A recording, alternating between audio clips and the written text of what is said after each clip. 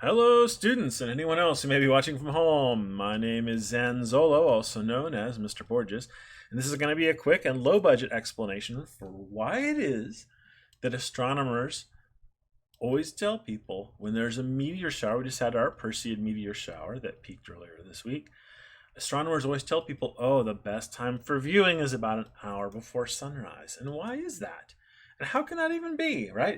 I always thought it was kind of impossible. Like, hey, you know what? I live in the United States. I've got a friend who lives in Australia. I've got a friend who lives in Europe. Like, all three of us are supposed to go out at the same time for the best viewing, right? Like, there's some maximum peak, like some best time to go view the meteors, isn't there? And it's true that the Earth is passing through a defunct comet orbit, and there's some debris in space. The Earth's passing through those, and there is a point in time where we happen to be passing through it, the most of it, where that debris field is the thickest. But there's another factor going on, and I've been thinking about this lately as the bugs on the windshield factor. See if that makes any sense to you.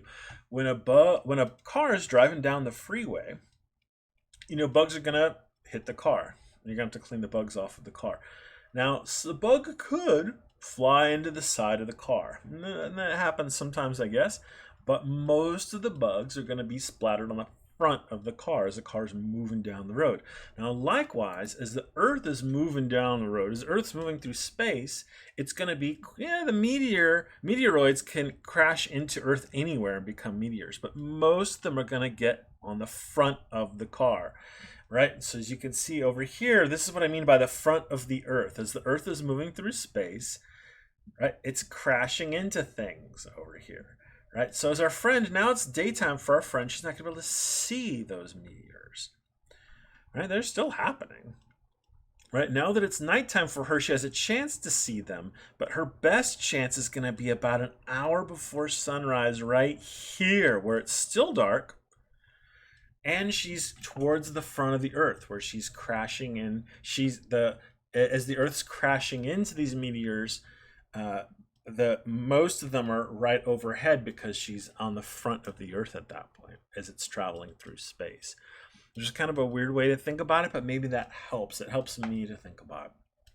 And so the last thing I want to say here is that now our Earth has swept out all the meteoroids from its orbital path here. And so that's why we don't have meteor showers all day, all night, all year long. Right? We've already basically cleaned up this whole path that we're traveling through as we go around the sun. So what ends up happening, is every once in a while a comet comes by, and so, right, comets can leave behind, the tail of the comet leaves behind little bits of dust and junk and stuff like that for the Earth to crash into to create more meteors. And especially as the comets die and they start to fall apart, right, they leave more and more of this stuff.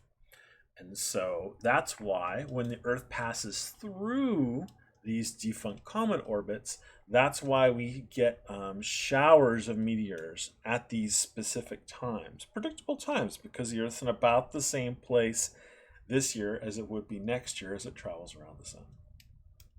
Alrighty, that's the idea, folks. Thanks for watching, and we'll see you next time. Bye.